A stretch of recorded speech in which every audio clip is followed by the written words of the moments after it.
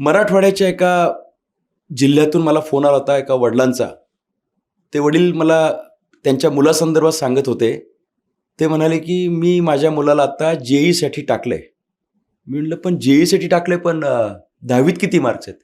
ते म्हणाले, "65% मार्क आहेत." पण म्हटलं, "मग तुम्ही सी-ई-टीला घ्यायला पाहता प्रवेश." ते म्हणले, "ते क्लासवाल्यांनी सांगितलं, की आमच्याकडे फक्त सी-ई-टी नाहीच आहे. जे-ई-चा लावावा लागेल तुम्हाला क्लास." म्हणजे जे-ई त्या मुलाला करायची नाहीये, परंतु त्यांनी सांगितलं, की जे-ई केलं म्हणजे सी-ई-टी सोपं जातं. मला वाईट वाटलं.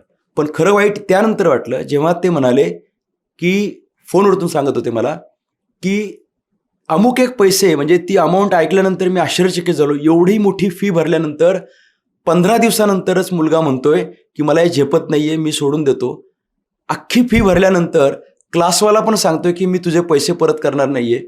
आणि हा शेतकरी असलेला वडील सांगतोय रडून, की "मी माझ्या घरातल्या अमुक एक वस्तू विकून याचा प्रवेश घेतलेला आहे." मला फार वाईट वाटतंय.